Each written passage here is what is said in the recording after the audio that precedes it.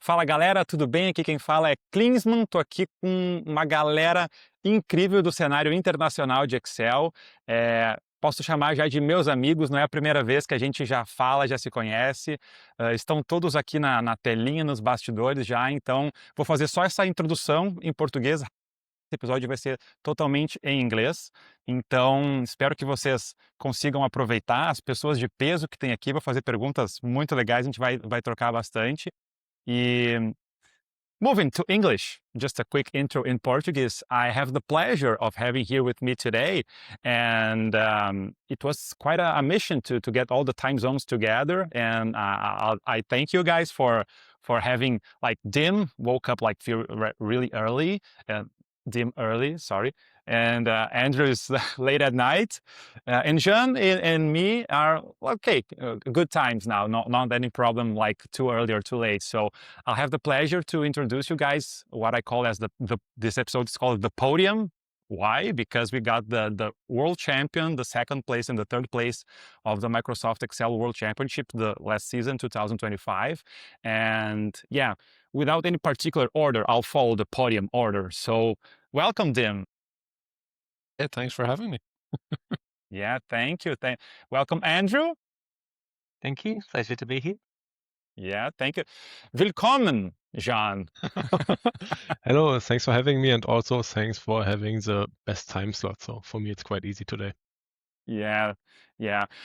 So I was talking to Dim, Andrew, and Jean just before I press record.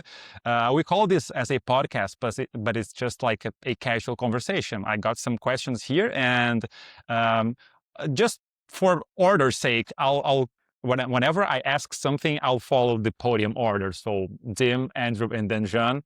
It's not my order; it's your scores, okay? And then just because I will be talking in English, but I suppose that most of the Brazilian audience may not know you. So I may ask some obvious things or things that I know and you guys know, but for the Brazilian audience. And I would like to start with Dim. Like, if you could tell us about your age, where are you from, your background, what you do for a living, just a quick recap. Sure. So I'm from Ireland. I born in Galway, raised in Waterford, and then went to college in Cork. Not that that is likely to mean any of those are likely to mean anything to a primarily Brazilian audience. I studied maths and physics at university. Then I spent a couple of years as a consultant at the Boston Consulting Group in London. And then moved to Deutsche Bank. I was there in London and then mostly in New York for about 10 years. And then I started my own firm 6.5 years ago now. And that's what I've been doing ever since. Okay, the early days consulting, right? That's the one. Awesome. I know how you appreciate a good pun, or a bad pun, as the case may be. Yeah. Yeah. Refined humor. What about you, Andrew?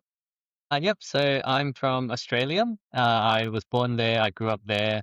My background is Chinese, but yeah, lived in Australia all my life. Um, I also studied maths at university, but also a double degree with actuarial studies. And then since graduating, I've been working as an actuary for 15 or so years now. So for those who might not know, an actuary, we basically use maths and statistics to calculate all sorts of things related to business. Often it's related to insurance. So if you imagine an insurance company, people buy insurance. They may or may not claim. Some of them do, but you don't know which ones do. But you can calculate the probability and the frequency, and when they do claim, how much you have to pay, and things like that. So there's a lot of calculations relating to probability. But yeah, it kind of goes beyond insurance as well. I help a lot of government departments within Australia calculate all sorts of different things. I used to work in a bigger company, PwC, but for the last few years, I've been working in a smaller boutique consulting firm called Taylor Frying. We focus a lot more on actuarial and analytics work. Yeah, that's me. Awesome. What about you, Jean? Yeah, I'm Jean. I'm 32 years old. I was born in Germany, and I still live in Germany, in Berlin or near Berlin. I studied finance, and I have an MBA, not like one of the, let's say, prestigious MBAs, just a small one for general management, which I did next to while I was working.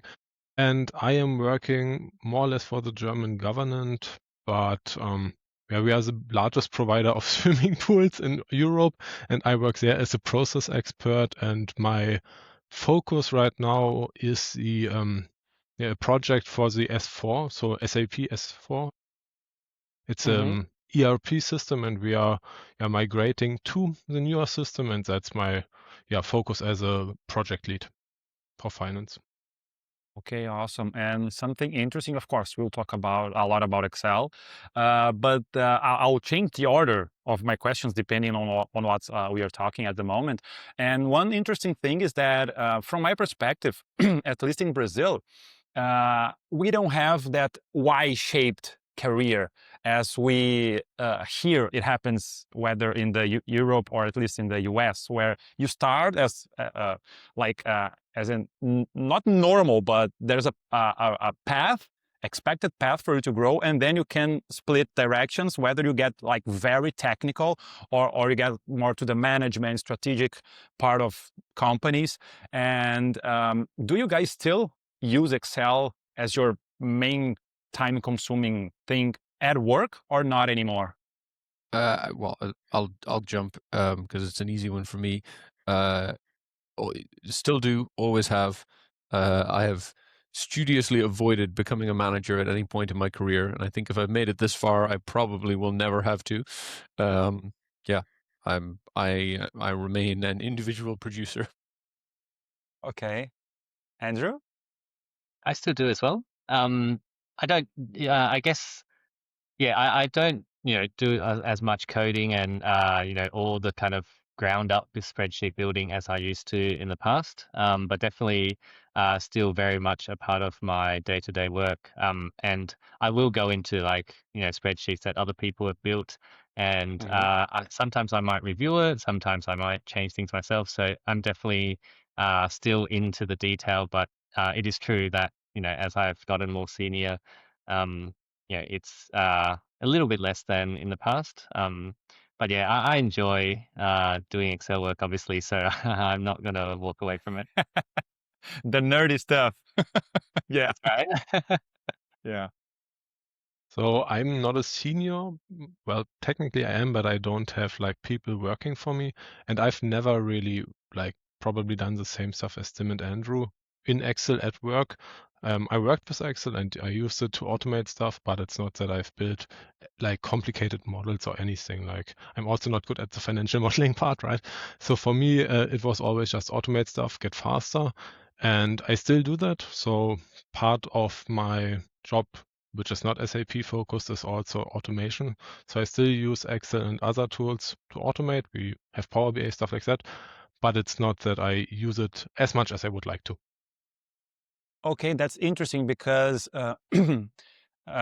I think people think that the best users in the world are like all the time in Excel. And how Dim mentioned he still uses a lot, so he didn't lean to the management, even though he got his own company. He's not like in the only strategic or most strategic, most like managing side of things. But how do you guys get or maintain your shape in Excel in the skills? Because that is particularly interesting for me, because I know that Lorenzo doesn't use that much of Excel on his job, and Bo as well. I remember listening to one of the rare Bo Ridabon interviews, like the two that exist, and he mentioned that he doesn't work with Excel. This is some extra time stuff that he loves doing, so imagine if he used it. So again, back to the question: how do you guys keep your shape in Excel? Whoever wants to answer, no particular order. I can I'm start. trying to avoid claiming podium right on every question. It's weird. I was waiting for the podium order. Okay, then let's start in the This is your year, Jim. reverse order. So, yeah, as I said, like I started working in 2019, and I already had like a module in my bachelor for Excel, so that was a start. And I always was interested in it. And as I said, I try to get faster, better to automate stuff at work.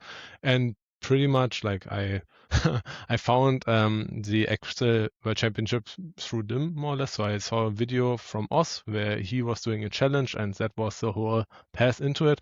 And then I practiced with old cases. I read books, and now I don't really like to practice cases I already solved. Like I'm just more practicing the problem solving aspect. Like I know my way around Excel, probably not as good as other people, but I know how Excel behaves. I know how function behaves.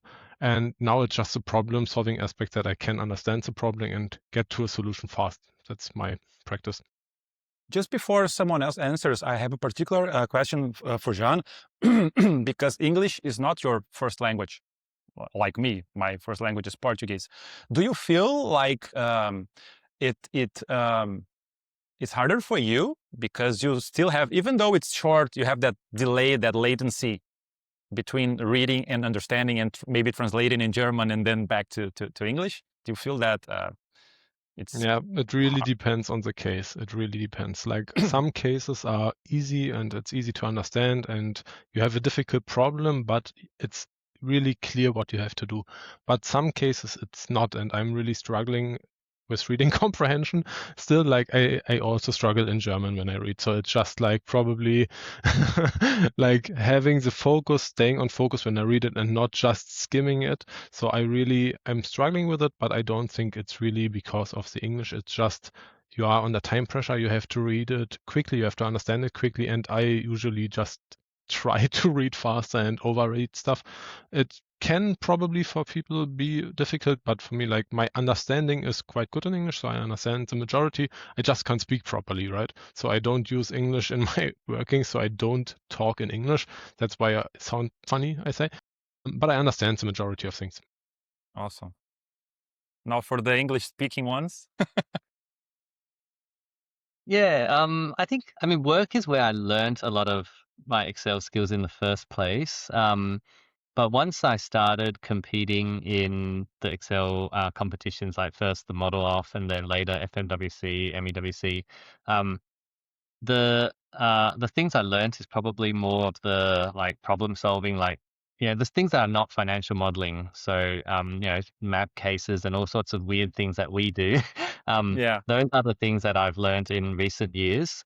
And it's really through the competition. So like practicing, like doing past cases will help me practice and get used to like how to solve problems. But it's when someone brings out a case that is like new and we've never solved it before, and then we have a first go at it, we'll probably all struggle, and slowly after the case we think about how we can do it, and that's where I'm trying to solve it properly, think about the problem, and nowadays there's also many videos out there. Everyone produces a video of how they solve it as well. So it's kind of just learning through solving different problems that appear, and that kind of learning these days.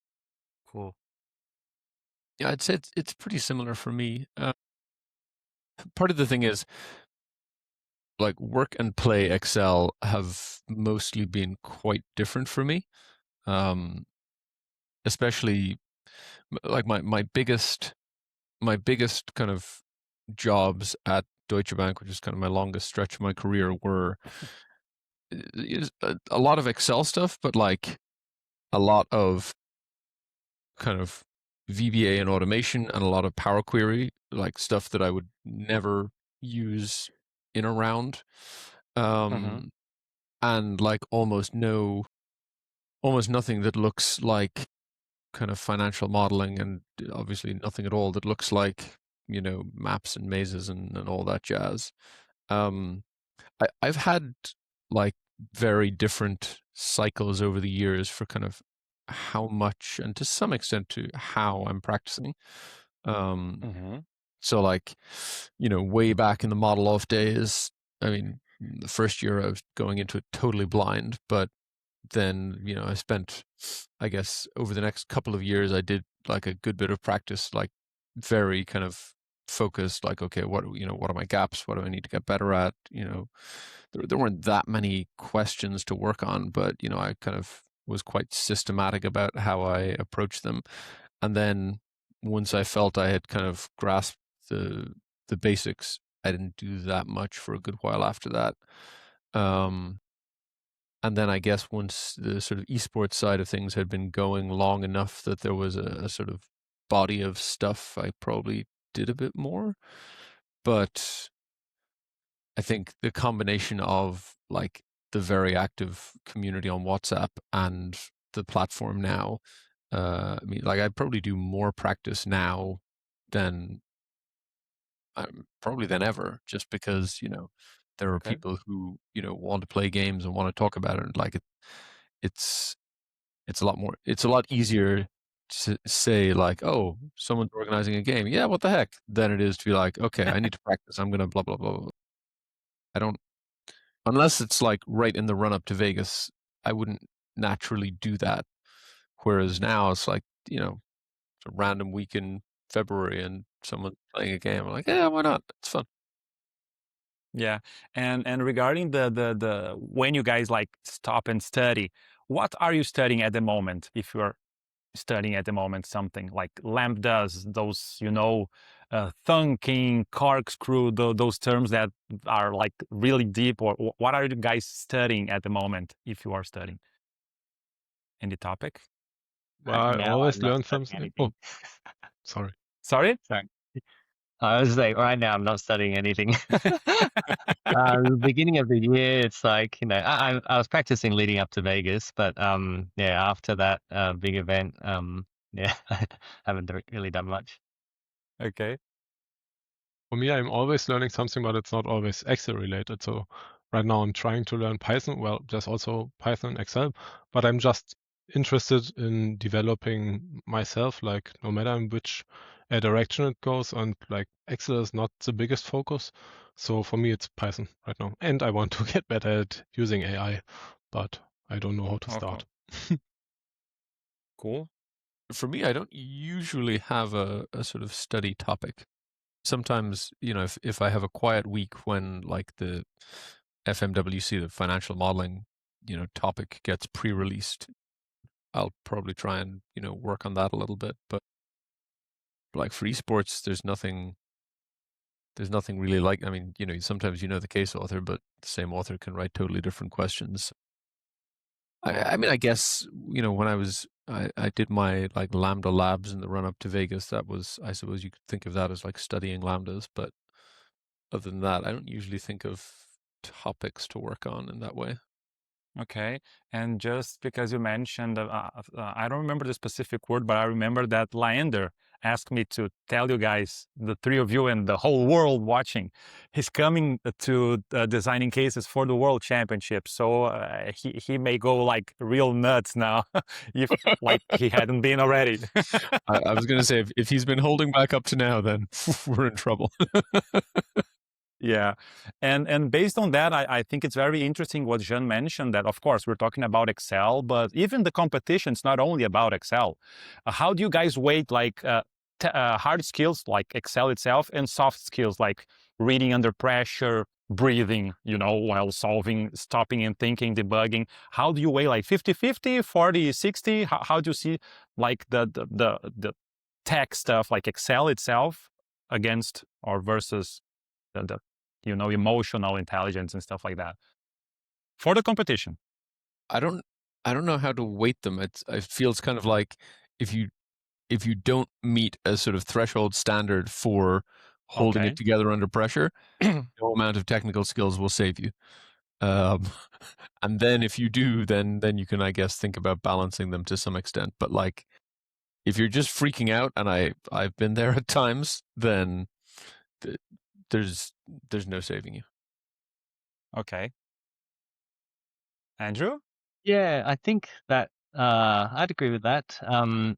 It's also like, you need a threshold of Excel skills, and you don't necessarily need to learn everything about the software. Like there's a lot of functions that I don't know what they do. But I never use them because they're very rare and very specific, and they don't turn up in our cases. there's also probably the problem solving aspect, which I'd say is different to the Excel technical, like, Yeah. function stuff. So maybe there's a bit of Excel, bit of problem solving, and a bit of the kind of just, it is a competition. You got to, handle your nerves and those kind of things. All three, yeah, you'd have to have a certain amount of all three, and then, I'd probably say the problem solving is the most important. You can sort, but yeah, without a baseline of all three, then obviously you can't succeed. But yeah, when it really gets to like the hardest cases, who's going to do it the fastest? I'd say having the best problem solving skills, or in that moment, just thinking of the solution. It just sort of suits your, what's going in your mind. Then that's probably what gives you the edge. Yeah. Okay. Okay. Jean? I agree. Like, there's not a lot to add. Like personally, I also think that the problem solving is the most important. Like, I remember Peter Pina, who's now the MECC champion. Like, when he first started, like, I remember a video from the South African group when they went through their cases, and he talked about that he didn't know the mod trick to go through a list, and he just copied the list a lot of times, so he didn't have to do it when he had a larger index. So that's also like, it's just problem solving. He doesn't need to have the right solution. He just needs to find a solution. And that's why I also agree that really, if you find a solution, like, it can be quite manual. Like, I think some technical skills are needed, but technically we are just going for the solution, and the way to the solution is not graded. So problem solving itself is probably the most important. Yeah, I think it's totally interesting because it makes total sense, but I have never divided the topics Excel and problem solving as different things, because usually when you work with Excel, it's mixed. It's one giant blob of Excel and the specific things you're solving. And I usually say that at least for Power BI, I think Microsoft did a better job than Excel, because in Power BI, they use the terminology, I don't know in English, but like business rules or something like that. They separate the functions, and okay, you gotta know your topic, and then you apply that in this tool, which doesn't contain by itself the topic you're treating. You should create that. And I think it's very interesting because, at least in Brazil, when you say you're good at Excel, people expect you to be good at finance, at whatever comes together, I don't know, logistics. It depends on the topic, but it's very interesting that you guys are like explicitly separating them, and it made clearer for me. Of course, I agree, but I hadn't thought from that perspective yet. So thank you, guys. a new perspective. And changing subjects, a simpler one maybe. What's a good memory you have from any of the past seasons? What's a good memory that comes to mind? Like, pretty much for me, everything was a good memory. Like, always feels bad when you do bad, but even that is still like, it's still fun. Like for me, especially last year, really, like, the finals pretty much were great. Like, I did way better than I expected, and it didn't feel like I hit a ceiling or something. Like, it felt like there's still room to improve, which is important to me because I always want to somehow improve, no matter in which direction, which I said already. So that was like really great. Like, not even finishing third, but just that I felt there's still more room to improve, that I can learn things, that there is still a lot to uncover, and that was really what felt great for me. Awesome. That's scary for us. I've been saying this for a while. Yeah. He's improved so much, and he's saying, "Oh, there's so much more room to improve." Wow. Yeah, you and me, Yeah. we've plateaued. Yeah. Yeah. But yeah, I think memories. I think there's been a lot of really, nice memories over the years. One of my earliest kind of interesting memory was solving one of the cases manually and doing really well. That was in 2021 when it was still online, and that was before any of us knew how to solve maps and things like that. So I didn't know at the time either, so it was just doing everything manually.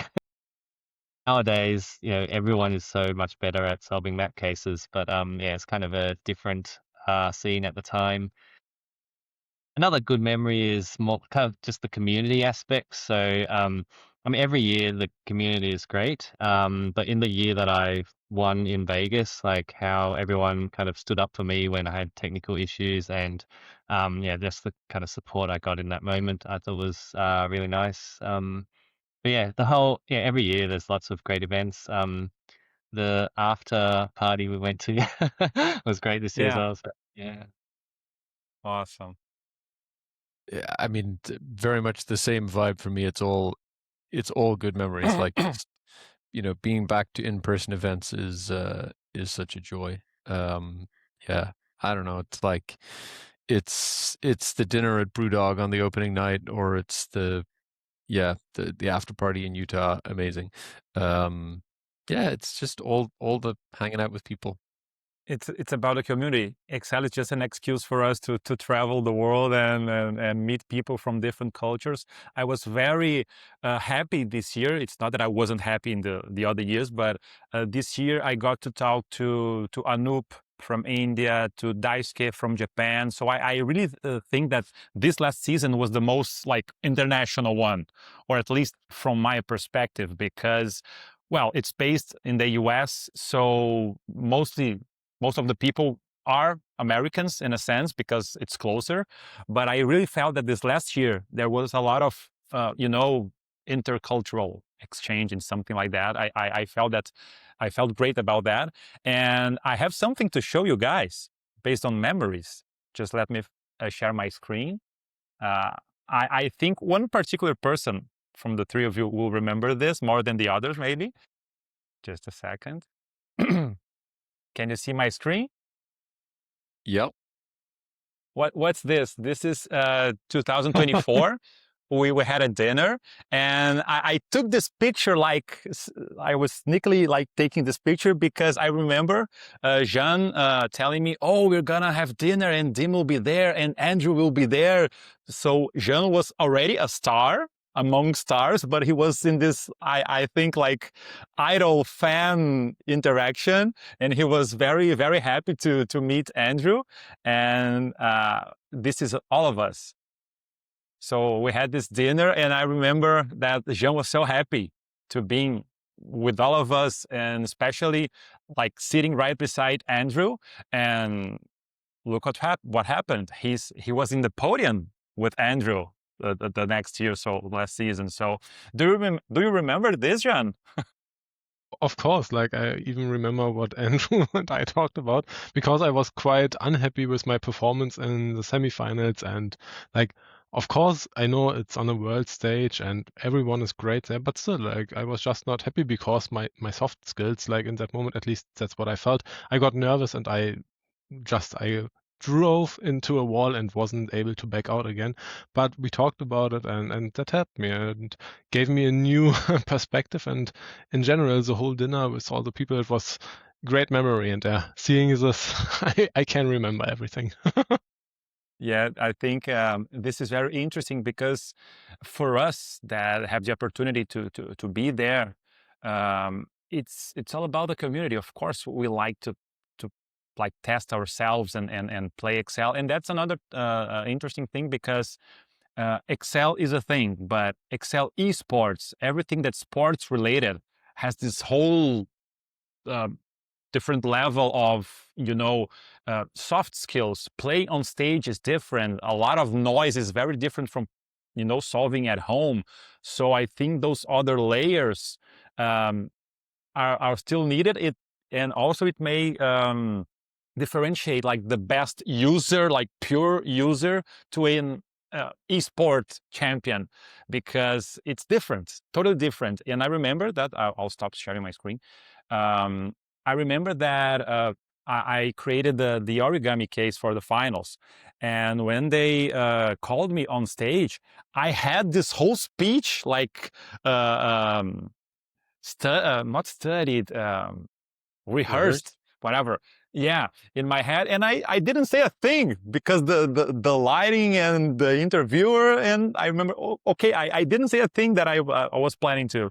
So it's very different because one thing is playing at home, other thing is being in the venue, like all the giant panels and like green lighting, commentators, and the whole atmosphere is different. So it's not only about knowing Excel and not only about the problem solving, but the environment. It can like put a lot of pressure onto you. Do you guys feel that a different atmosphere? Are you used to that? At least Dim and Andrew, that are like 10-year players since Model of Days, something like that.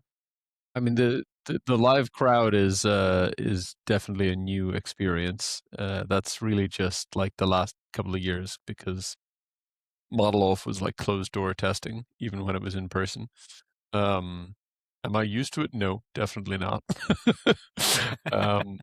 I would say, based on the last couple of years, my sense is it's like an amplifier of whatever's happening. Like when things were going badly, especially in 2023, I remember like just being stuck and frustrated, and like, knowing that everybody's watching, and knowing that, they're like, oh, I can practically, in my head, I can like hear people being like, oh, Dim's going really badly, he's going to get eliminated, blah, blah, blah.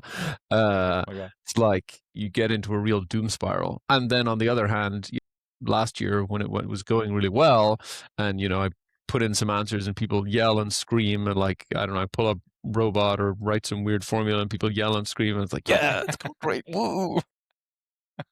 Yeah, absolutely. Andrew, because you Yeah, are the most experienced on the big stage. Like, you're a 3-time world champion.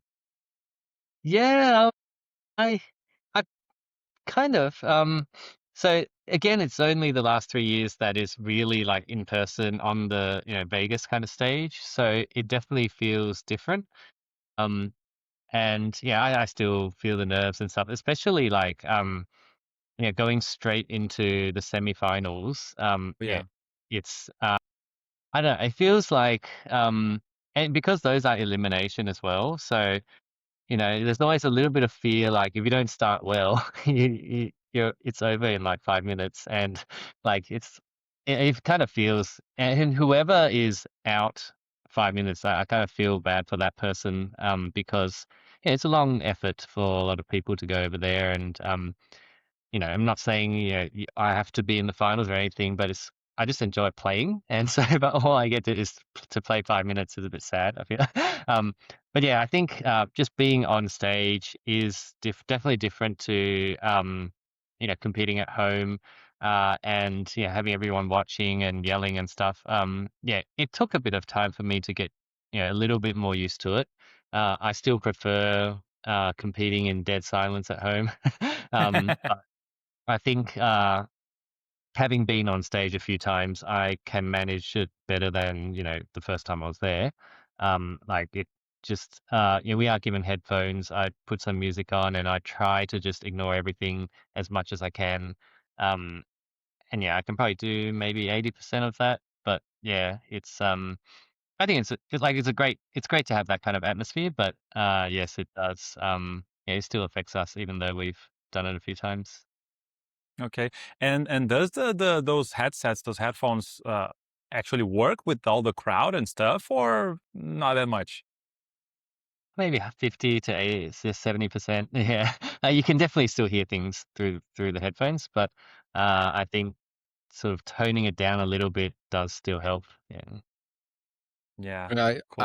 I know I'm probably in the minority on this, but the first year in Vegas, there were only 8 people up on stage, and they kind of went round like, you got to have your headphones on, like they kind of set up something, playing music on YouTube on everybody's thing or whatever. And then I guess the last 2 years, because they were starting with the quarterfinals and there were like 64 stations instead of 8, Hmm. they just didn't do that, and so I just didn't put headphones on. I don't know. I've got a pretty strong natural audio filter, so I don't find it that hard to concentrate when there's noise around. But yeah, I don't. Since they stopped making me, I don't wear headphones. Okay. Jean? For me, I don't mind being watched. Like, I don't mind at all. Like, one of my old managers always liked when, like, I share my screen and he says something and I can just implement it directly. Like, I really don't care if someone watches me, but I cannot handle the noise. Like, for me, I didn't wear the normal headsets or headphones. I had, like, on a building site, I don't know the word, but just stuff which is really, like, tight so you don't hear anything. Like, I was always sitting like that. That's because I'm nervous and I just can't sit still, and that helps me calm myself.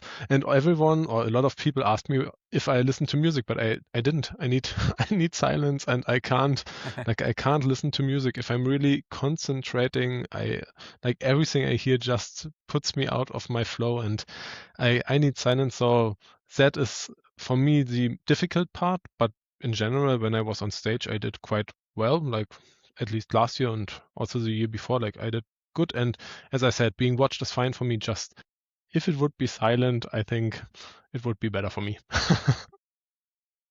This is funny because 2023, the first year I participated, which was the first year in person in Vegas, by being the only Brazilian qualified and stuff like that, I gave some interviews, and it was funny because some TV show who interviewed me, the interviewers, they were like quite curious about how would it be like the atmosphere for an Excel championship.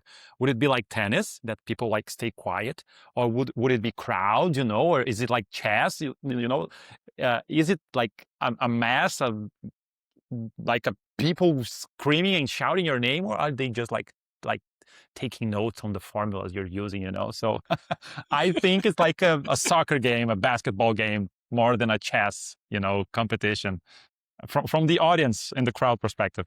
100%. Yeah, I'm gonna share my screen again. Yeah, I want to ask you something to you guys. Please don't get biased by the content itself. I already asked you guys about that, but for the audience, because this is interesting. Before I share my screen, all of these conversations we're having, we may already had talked about that, like in person in Vegas or in the groups. But for the audience, I think they may see a lot of difference. Oh, the pros, they're there, So no, we chat, we talk like that. It's not like there's this terminology they're using, rising stars, right? About the new talents and stuff. There's the stars. Dim, Andrew are stars. Jean, I would categorize him as a rising star. He's not anymore. He's already a star. He's has already risen. He's up there already, but who may not be, or that may be new to the format. We are normal people. We talk about stuff. We make mistakes, but I'm talking like us, but it's more like you. I didn't play on stage, but I feel that I can be this translator or this connector between, the pros, the world of the championship, and people who are not aware about the championship, and maybe they have imposter syndrome. I think that is the main reason why people, at least in Brazil, don't participate, because they feel they are not good enough. When the thing is, by participating, you get a lot better. So the argument itself doesn't stand by itself, because just by taking part that you get better. Andrew mentioned, I think it was last season or maybe the other one, that he learned maybe by roll, by call, lambdas from Dim, something like that, in the lines of that the community itself, it helps itself. Do you agree with that? Yeah. Yeah, now I can hear you. Okay. Okay. Technical issues. Cool. Okay.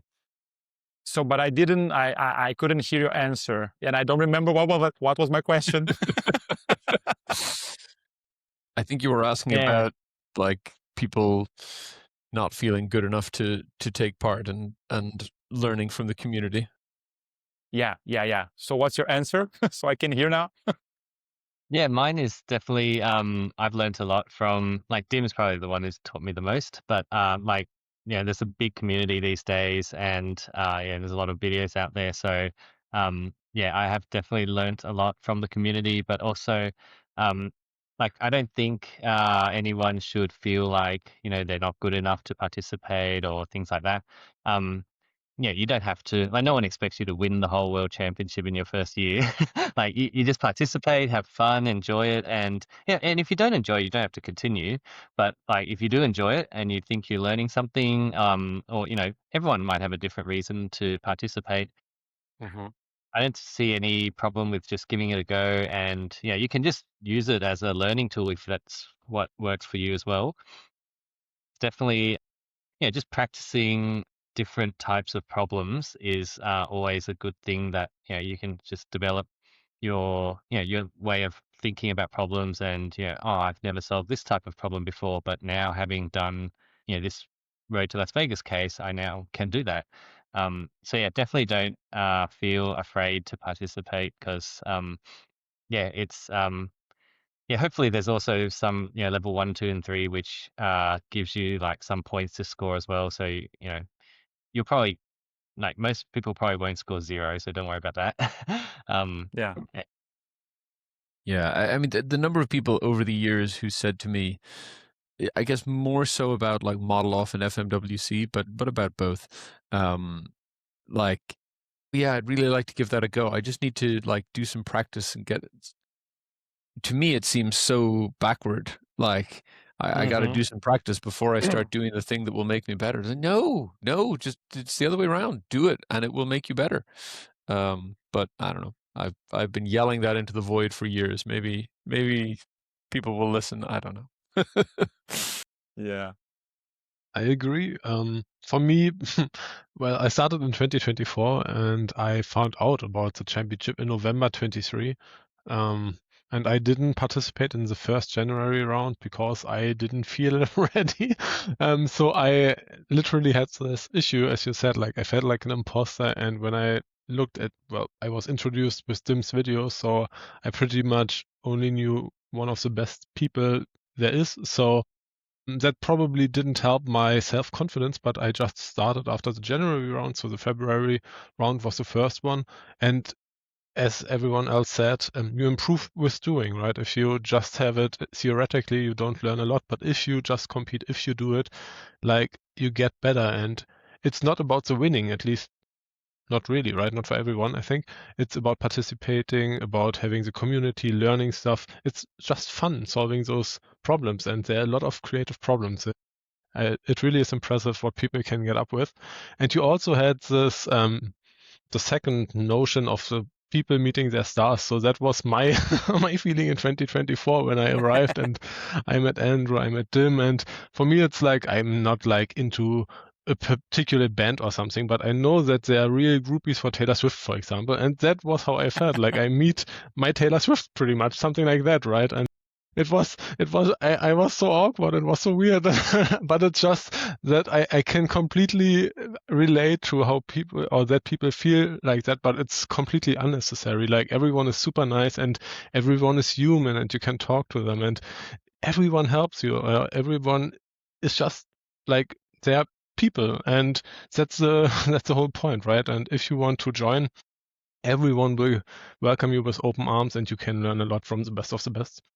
This is a pretty amazing answer. Thank you, Jean. I think it's very inspiring because, yeah, you mentioned you started in 2024. Look at how high you climbed in the speed you did that. And it seems to be a trend because, again, I mentioned Daisuke from Japan, I'm from China, from the UK. I think it's nothing against you, Dim, or Andrew, but if I'm not mistaken, Dim mentioned in some of the interviews that he's glad he won this last year, because from now on, I think we'll unveil some little monsters out there. So I'm curious Yep. to see about this season. I Yeah. think the age of the Titans is coming to an end. Another question about now the technical stuff. Do you guys look at the keyboard while typing or not? No, Like no, mostly? no. No? Mostly not. Yeah. Unless I Okay, keep that's a mistake. Because it's not the keyboard that I use at home. So if it yeah. happens to have a key that's slightly in a different position, sometimes I keep pressing it wrong, but generally not really. Yeah. Yeah, that's interesting because that is something I realized back in the first season, 2023, the first one in Vegas. I wrote that down for me that people don't look at their keyboards, and I look at mine. So, yeah, that's another thing. From my perspective, I could improve because you may think that those things don't make difference, but if you add up all of the little things, it makes a difference. Even when you have like 30 minutes to solve a case, or 5 or 7.5 when there's elimination involved. So it's about the strategy and all the little things like based on that elimination format. If you don't get to the bonuses like quite fast, or if you start with the bonuses but someone was faster than you, then it's 100% lost time because you did solve something that didn't count for you. So that's part of the strategy. That's part of the little things that makes the competition not Excel only. That's the eSports layers on that, at least from my perspective. And I remember I asked you guys a question, but I will show my screen and ask you not to be biased by the question I would make, but I'm showing my screen right now again. Okay, pick one and justify why. It's hard to not be Okay. biased.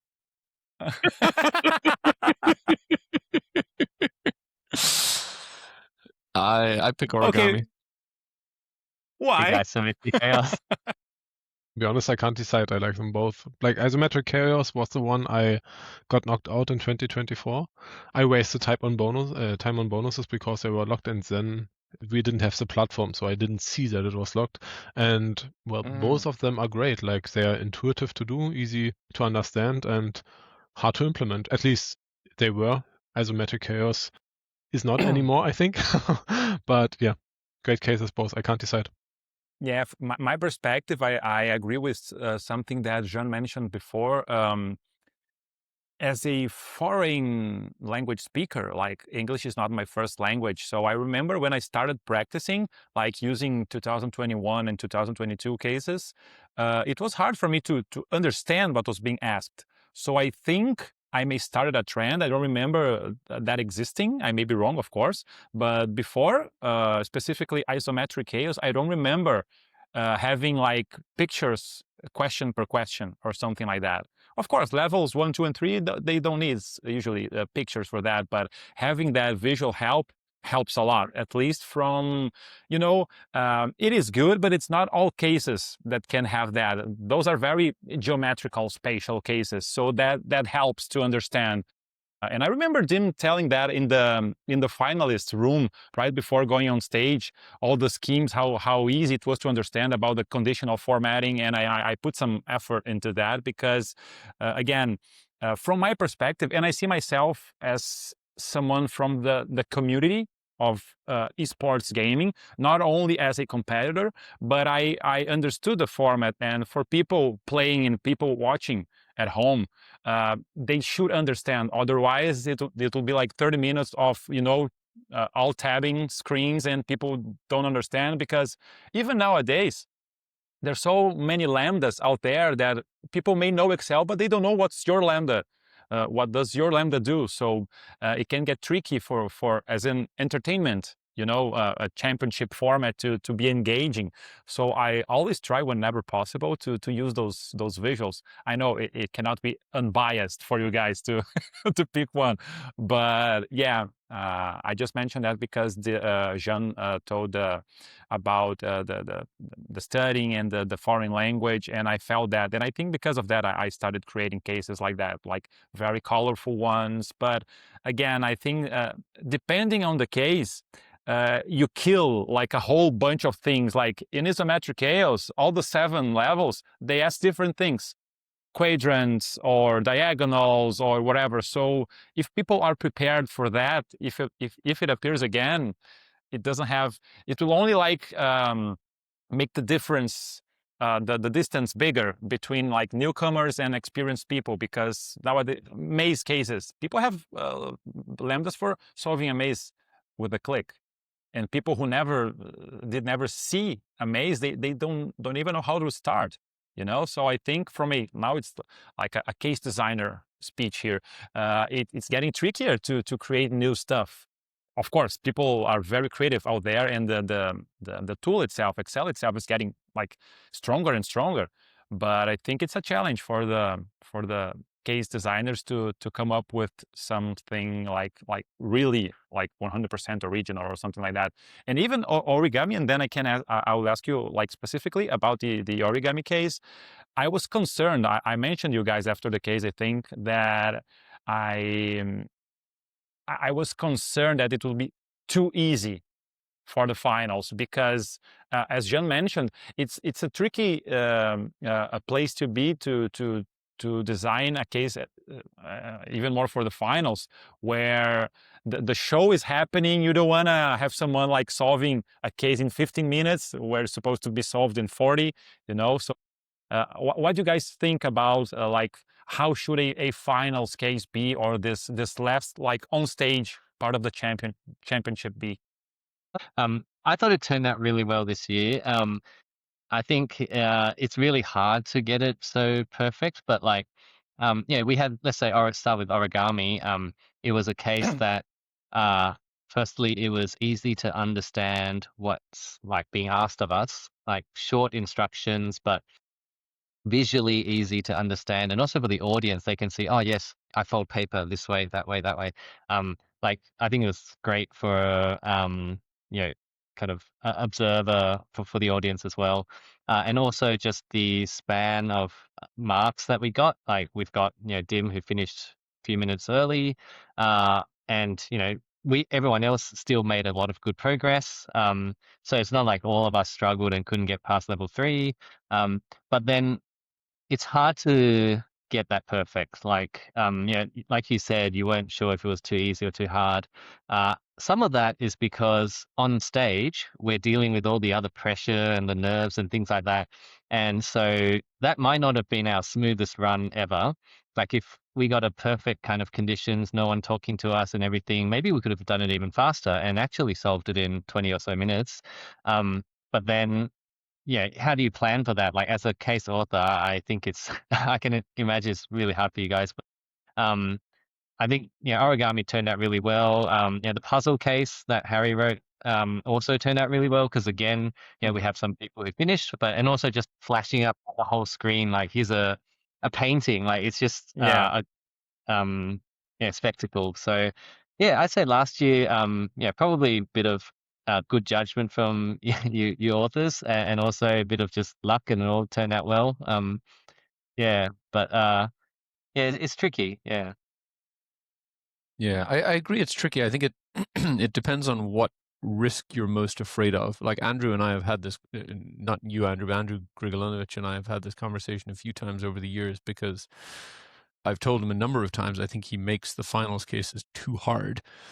Makes it something that, I mean, that, even any of us on our best day is unlikely to ever finish. On a first viewing, even now, like as a do-over, I don't know that I would get through WoW or Eve in the time. Mm-hmm.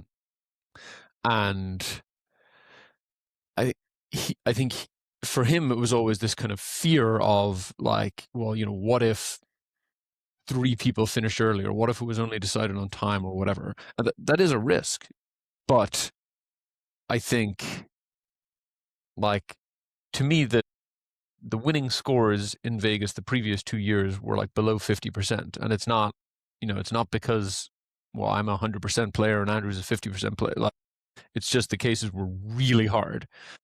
Incredibly involved, like tons of detail, tons of stuff to hold in your working memory, lots of like little things that you could forget along the way.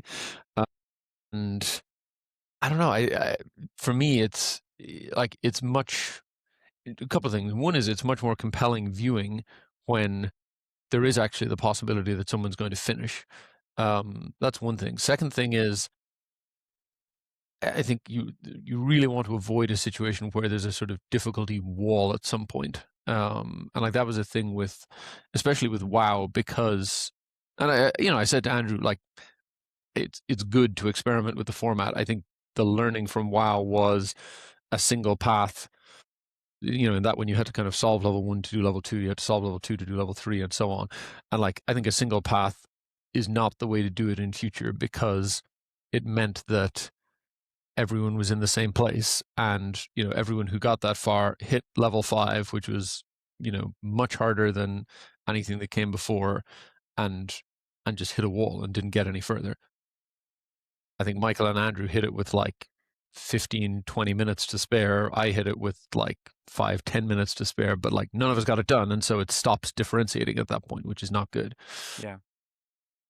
And I think on the other hand, the risk of one person finishing a little early or a couple of people finishing a little early, to me, feels much less problematic than that. But also, I think there is this sort of, even for me as like a very experienced player, it's quite hard to judge watching people play how hard the case is. And I think for the average person sitting at home, like, it's the sort of classic fundamental attribution bias. Like, it's not going to look that hard.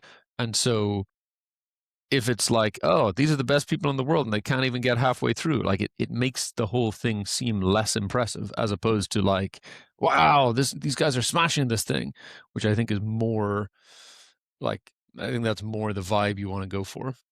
For the entertainment, right? Yeah. But also, like, I think you want people to look at it and think, wow, that's really impressive.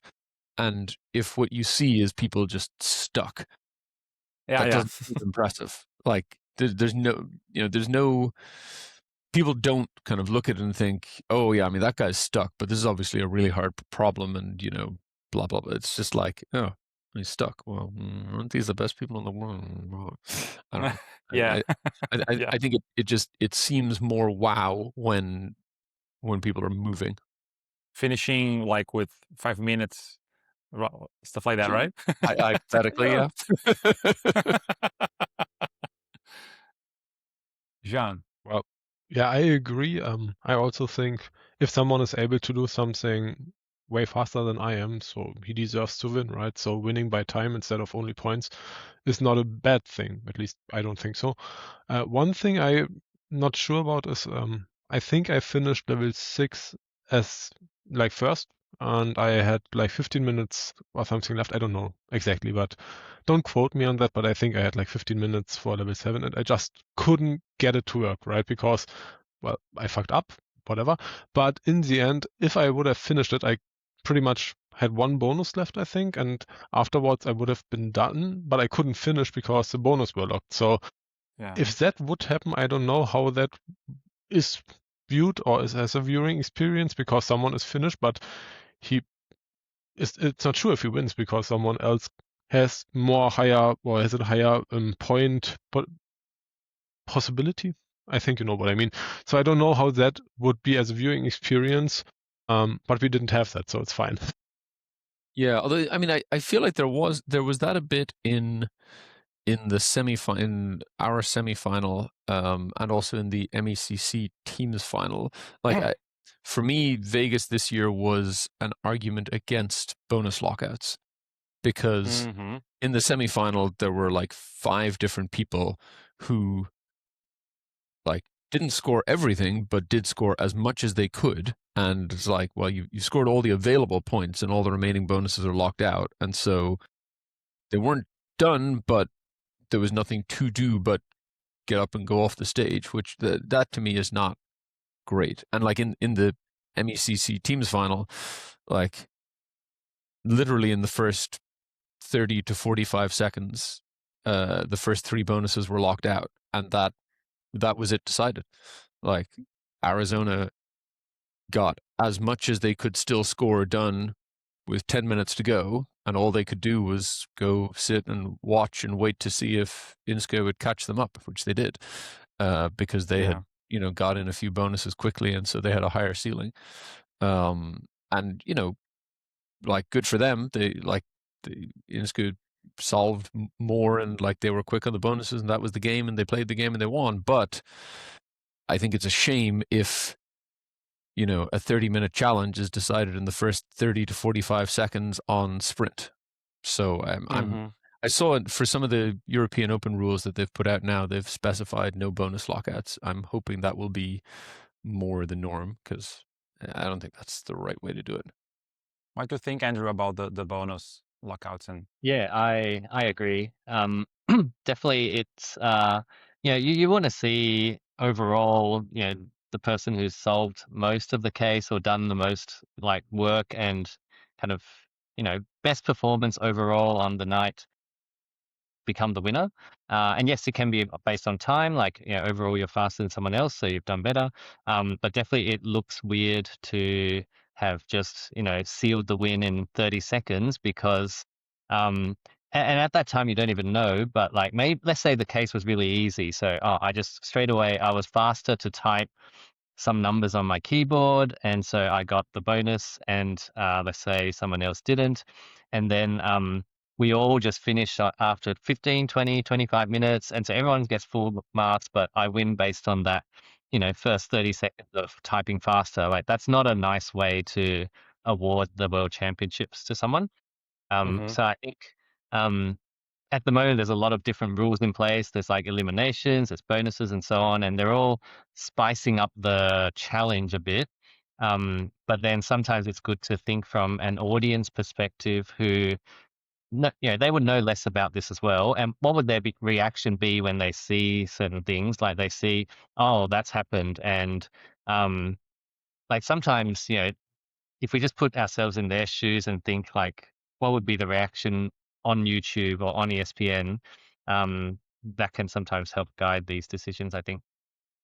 Yeah, one thing it just came to my mind because I'm sitting at the chair of an organizer as well for the Brazilian Championship. So I have the player perspective, I have the organizer perspective, and one thing that just came to my mind is that I think it's very cool for the entertainment purposes that there are bonus lockouts at least for the first eliminations.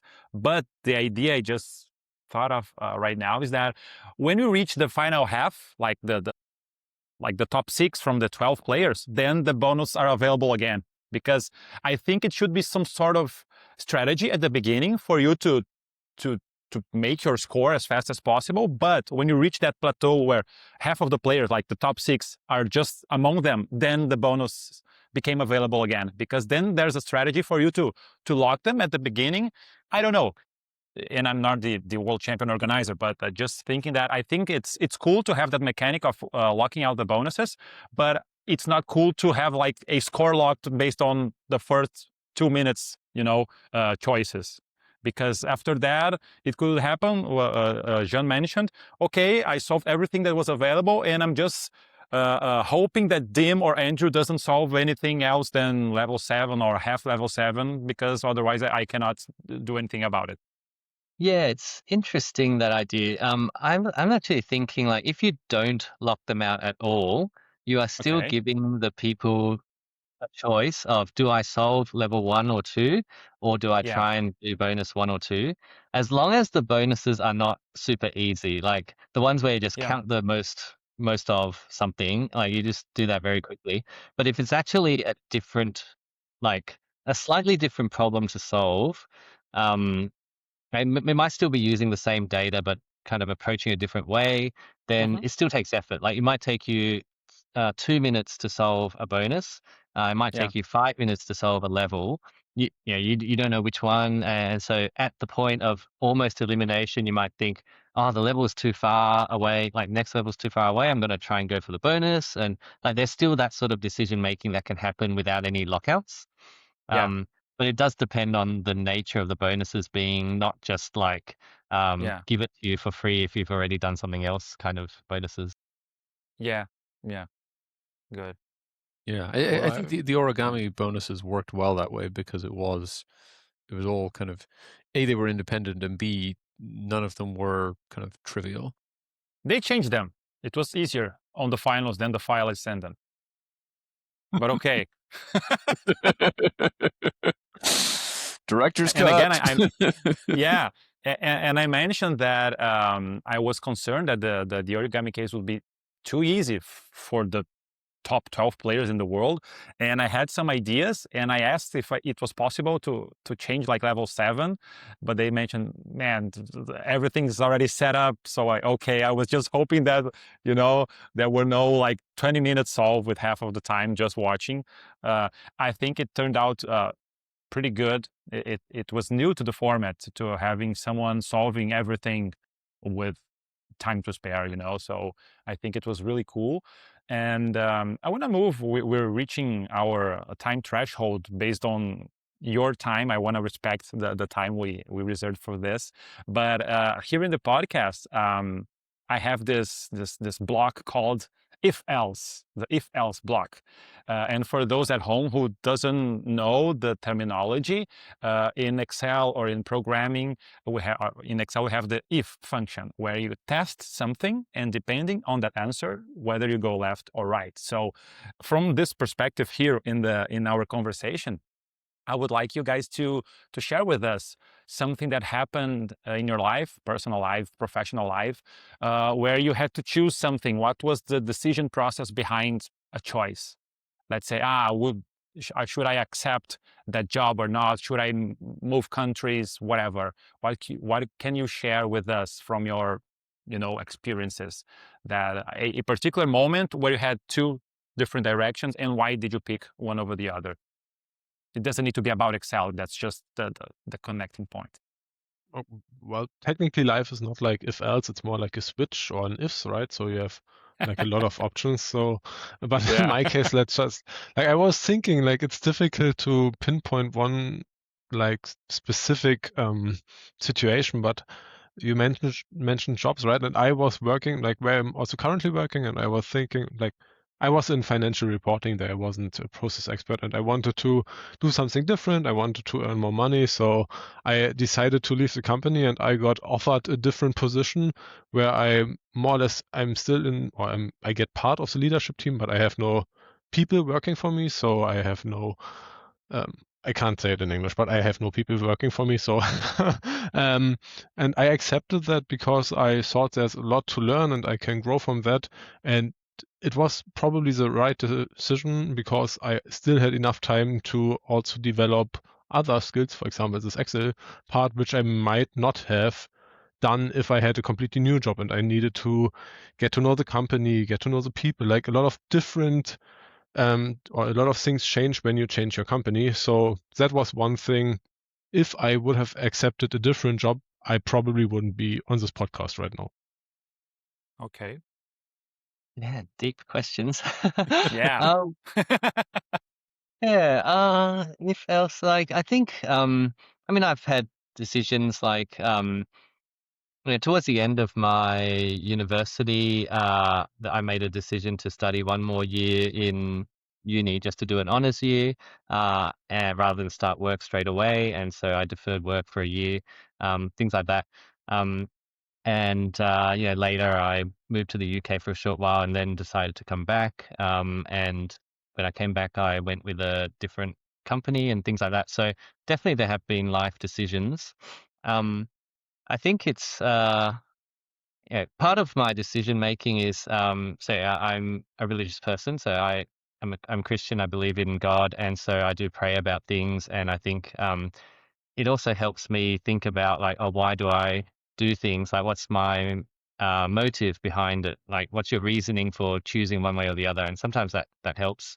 But I think there's also an aspect where often it doesn't matter whether you choose left or right. Like, let's say you're picking between two jobs, and you're not sure, should I join company A or company B? Well, maybe you can be both. Like, whichever company you join, you can still, you know, do a good job. You can still learn. You can still progress, and you might not know what would have ended up, what would have ended up happening if you went the other choice. But you can still have a great life with whichever company you choose. So sometimes it's yes, you should think about the choices, and there are sometimes right and wrong things where you need to. It's kind of better to choose one way or the other. But I also think whatever choice you've made, and if you're if you're comfortable with it, having thought about it, then just try and make the most of that path, and do what you can, and it's not always like you don't have to worry about making the wrong choice like that much, I think. Awesome. So I think there is a sort of, I guess, divergence point for me. I don't know if this is just like a US or UK experience. I would call it a sliding doors moment, because there was this like famous movie, I don't know, it's been like 15, 20 years ago, about like, someone who like is just about to make a train, and there's like one version of her life where, the train doors close, and another one where she makes it in, and like, everything changes as a result. But so my sliding doors moment was well, originally planning to quit my job, and then ended up in a slightly different place, but like aiming to kind of quit my job and go start my own thing before my second son was born.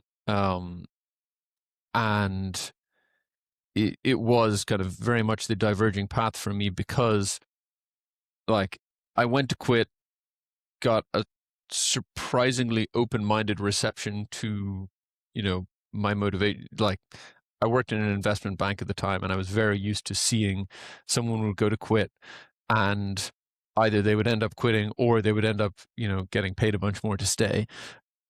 And I was fully ready for someone to say, "Okay, I got it. You want more money? Here's some more money," and to say, "No, that I'm good. Peace out." And then surprisingly found that the person I went to talk to was just like, "Yeah, tell me about it. What are you looking to get out of it? Where are you going? Blah blah blah." And I said, "Well, I'm about to have a second kid. I'm planning on just taking a bunch of time off. Like, my wife was going to be on maternity leave for 6 months. I was going to take that time off as well, and then I figured I could like make comparable money just working less of the time." And he basically said, "Well, okay, what if we could, arrange a sabbatical, and then you can be, part-time when you come back?" I was like, "Oh, well, yeah, actually, that's quite interesting." And ended up like staying a few more years with Deutsche Bank as a result. But coincidentally, like a few months after I made that decision, my boss quit, and they had done like a bunch of restructuring in our bit of the world, and a lot of kind of juniorization. And so, where like a year before, if the equivalent position had quit, there would have been like 8 people ahead of me in line for it. Like, it was suddenly, me and a couple of my peers were the kind of succession options. And I was effectively ruled out by my decision, because I had already teed up that I was going to be off for 6 months and then part-time and whatever. But like, if you had asked me 2 years before, like, that guy quitting and me getting that job would have been like the dream opportunity. And as it happens, a friend and peer of mine got the job, became my boss, and basically followed like the exact path that would have been like my dream a few years before. Like, got that job, and then very shortly afterward kind of stepped up to a bigger global role, and like kept moving up and up and up. And she and I have had many conversations since, where I've told her, like, I feel like that was a real bullet dodge, because she got all the things that I wanted, and meanwhile I got this kind of completely unexpected different path where I went part-time, and like I've gone kind of more part-time since. I'm like 90% retired at this point, and like have this completely different path, but one that I'm much happier with than that one that I had it been laid out in front of me 6 months earlier or whatever, I would have probably grabbed it with both hands. And now I'm like, oh my God, thank God that didn't happen. Yeah, it's a good proof that we don't know what we really want sometimes, and some things may happen differently than we expect, and it can be a better path that we didn't even thought of. Like you mentioned that you didn't imagine that your boss or whatever would propose you to like work part-time. Maybe it was not an option for you, but he presented that. So let's see. And then things unfolded origami in a different way. Yeah. It's awesome because that's why I ask that question, the if else, because it's interesting, because we step off the Excel, the stage part, and because there are endless many other reasons, layers, factors that influence our decision making. Even we know the outcome or not, because the way you mentioned it, Dim, you didn't see that path that was presented to you. So how we call it in English? Blind spots, maybe? We don't see the possible, all the possibilities now. So yeah, thank you for your answer. I would like to close our episode with something new, because this is the first episode that I have more than one guest. So I'll put myself in this dynamic. We are 4 people.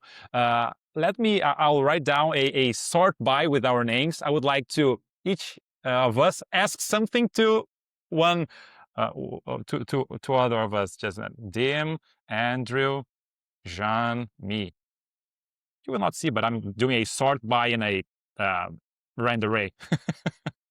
Which is, that's interesting, because I use my Excel in Portuguese, and when I'm talking, I type formulas in English, but they don't work. But okay, it's different now. So okay, this rand array. This should be off the final cut, because it takes time. It's not interesting for people who are not watching what I'm doing, but okay, 4 rows. Okay, so Andrew, you're the first interviewer. You should ask Jean something. Okay. You can ask me anything. Anything. Okay, let's keep it about You're his Taylor Swift. I like her. Okay, but you're better. Okay. If there was one thing you could change about Excel eSports, what would it be? I don't like bonus lookouts, to be honest. And well, of course, this is one part, but maybe even bigger, to make this more approachable for new people. Like, I am okay with spending money on a hobby, right? But Excel eSports is, to be honest, quite an expensive hobby, especially probably for people that are not in countries like Germany or USA or Australia, right? Like, we have quite high earnings, I would say, but it's really expensive. And I think not just the imposter part we had, but also the price makes it difficult for newcomers to start, because it's an investment for some people. It's not just some play money, it's an investment to actually compete, and maybe that's also hindering people to actually try it. And if I could change something, I would probably tell Microsoft, give up some money, make it free or less expensive, so that people actually can compete. And that also, like, I think there are probably real, like, impressive people that are not competing. And if it would be free, maybe some of them would start competing, and this could get even better and bigger, and we could learn from even more people like you guys that are the best of the best, right? And that was the idea I had. If I could change something, make it less expensive. That was my bet for Brazil. That's why I tried to get to those big sponsors. We're making this season free for all, at least for the Brazilians by now. And let's see how it unfolds. We got a lot of players, like way more than last year. So it's a learning curve. Maybe, who knows, in the near future for the global championship. Okay, so let's keep it also with Excel. Like, I personally like the 7 questions, and also I like 5 bonuses. I've not competed in 5 questions and 3 bonuses, so I started after the change.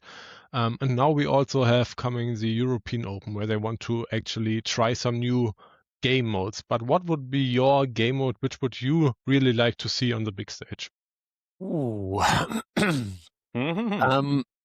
So I think my answer might be something in the style of one of Harry's challenges, either the like Poke Excel or the Excelopolis. So if people haven't played those, basically he made these challenges that don't just ask you questions; they also restrict restrict the functions you can use. So like if you type a formula that has, I don't know, sum in it, but you don't have access to the sum function, it gets, well, in the old version, it got deleted, even if you had written a large and complex formula. That was quite frustrating. Now it gets, like, it just puts an apostrophe in front of it, so it converts to text, but like you can't, you can't use certain functions. And so, like, I played through almost all of his first game like that without ever getting access to the sum function. Just, I mean, it's fine because you can use some product and you can use some ifs and you can use different things in different situations, but it does force you into a degree of creativity around, like, it's not just, oh, in this situation I use this pattern because 50, 75, 90% of your regular patterns are not available. And suddenly it's like, okay, for this incredibly mundane task, like, I don't know, splitting a word into its individual letters, you don't have mid, you don't have sequence, like, get creative. I really enjoy that. Okay, now DM, you ask me. Okay. What is your, like, and Andrew always has this like thing of someday I would love to be handing out $1 million prize check. Like, what is your, moonshot where you would love the Brazilian chapter to be in 5 years, 10 years, whatever? Okay, I've been thinking a lot about that, and I agree with Jean. At least for Brazil, for participating, it shouldn't be costly. It shouldn't be a money may be an entrance barrier.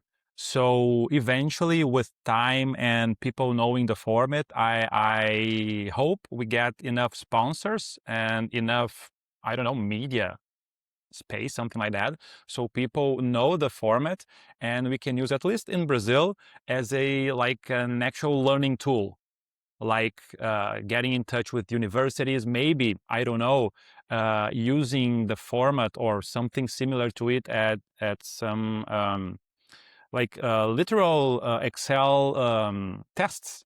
So because, with HR, they ask, you should have advanced Excel.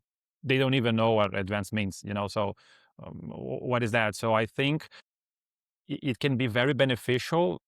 I'm talking about like intra-Brazilian culture, it will be very beneficial to have this available to a lot of people, but it has to check some boxes. We got to have sponsors, we got to have reach, we got to have lots of things. And I think that if people get in touch with their idols, let's put it that way, which is us, we are not idols, but we started before them, so when they got to know there's already someone there to relate to, I think that's my moonshot, like being using this format maybe as a learning tool for people to make better decisions, to think better, because I think, at least from a Brazilian culture, people are not that much into understanding finance, or how to structure a thought process in a structured way. Of course, Brazil is giant. We have the both extremes: people very rich and very smart, and very poor people who doesn't have access to that. So I think if you can make this democratic enough with incentives and the time, I think that would be my goal, to use this as a, I don't know, let me think of a better word in English, but a life-changing tool, something like that. Because Excel is a tool, but the real thing is, how do you put things in Excel?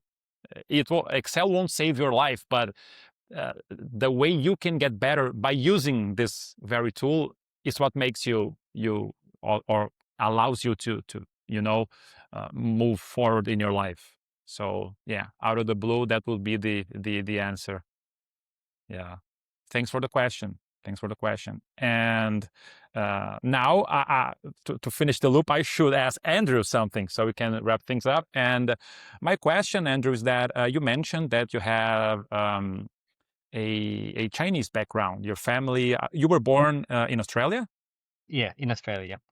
Okay, but based on, Japanese, Chinese cultures, there's a lot of mind or spirit involved in the way people behave in their lives.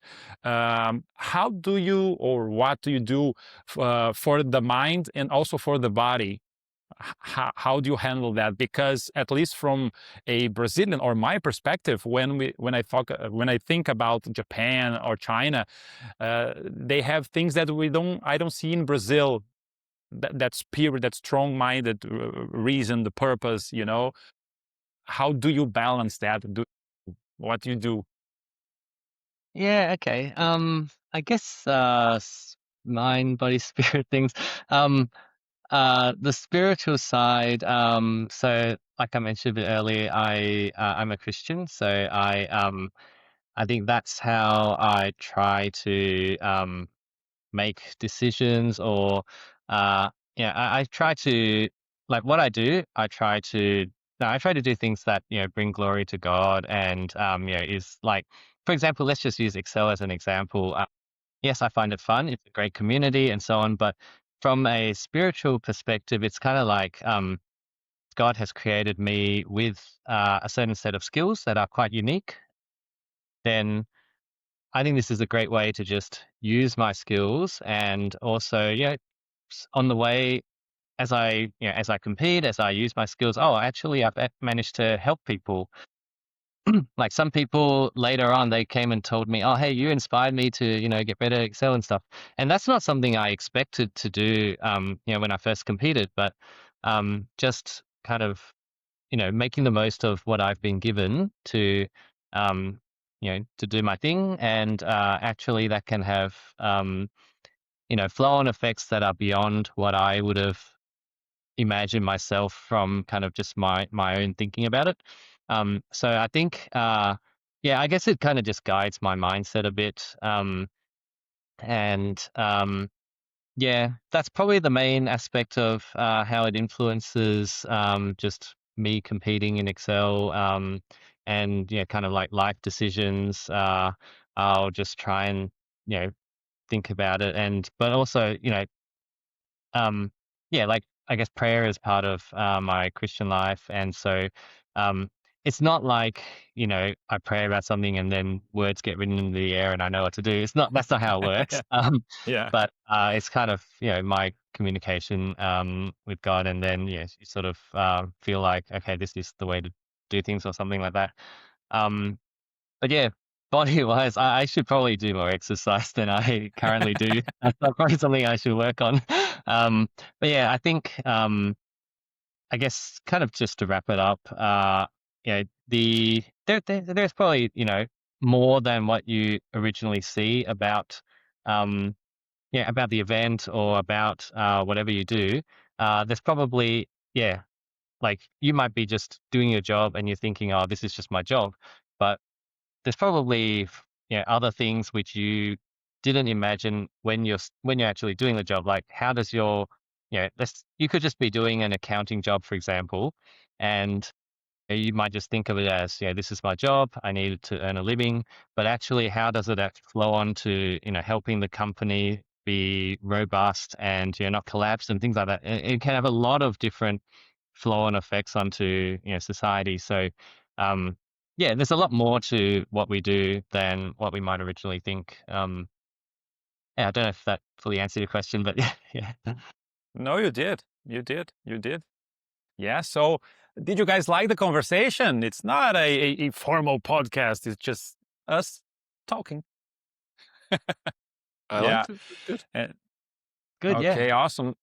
And the thing is, this is the first episode with more than one guest. I will, of course, invite you guys, like, individually in the near or midterm future for us to have a conversation, like only me and Dim, only me and Jean, only me and Andrew, because I think just like using Andrew's answer, I think we have way more to show people, to contribute than Excel. Of course, we know Excel, but besides that, what else do we do that can, inspire people? And I didn't mention the name of the podcast. The Brazilian audience, they know, but the way, I don't know if that's the correct wording for English, but reasoning in the game, like skin in the game, like reasoning into play, where you use like strategy, how do you handle things in a sense, not only Excel, but that's my intention on having this podcast. I'm into exercises, I'm into music, I'm into sports. So me personally, I have all of that to share and people to invite to have different conversations. Thank you very much for taking your time. And I mean, it was at the beginning, it was 6 a.m. for Dim. It was 10 p.m. for Andrew. And it was, what time was that for you, Jean? 1 p.m.? 12, no, 12. Okay. So, 12 a.m. is it then? No. Well, it was the mid of the day. I'm sorry. Oh, God. 12 a.m. If that's 12, No, I'm not sure if it's 12 a.m. or 12 p.m., right? Yeah. 12 p.m. We use 24 hours here, so why, but it is. So from 12 p.m., it goes to 1 p.m. apparently. That's how it works. Okay. For me, it goes from 12 to 13, so we use 24-hour format. So. Oh, yeah. Yeah. That We is do. altogether more straightforward. Yeah. So guys, thank you very much, as I mentioned, and for the people watching at home, this is a platform I'm still trying to figure out, but I hope it will turn out to be very interactive, like changing screens, because we're recording all of the tracks individually, and then the AI. Jean mentioned he wanted to learn about AI. This platform uses AI they're not sponsoring me, but this platform uses AI for creating the clips and the transcriptions and stuff. So I hope the final product is enjoyable for you guys. And thank you, Dim. Thank you, Andrew. Thank you, Jean. I hope we will talk soon, like individually as well. So for you at home, I always forget about that. Subscribe to the channel, follow us, comment whatever you want, like suggestions, what you liked, reach out. Oh, if you guys want, we don't have time, I don't have that written now, but if you want people to reach out to you guys, Tim, Jean, and Andrew, send me your whatever social media platforms. I'll write that down in the description if you want it. So yeah, that was it. Thank you very much, people. Subscribe to the channel, and we'll see you in the next one. Bye-bye. Thank you.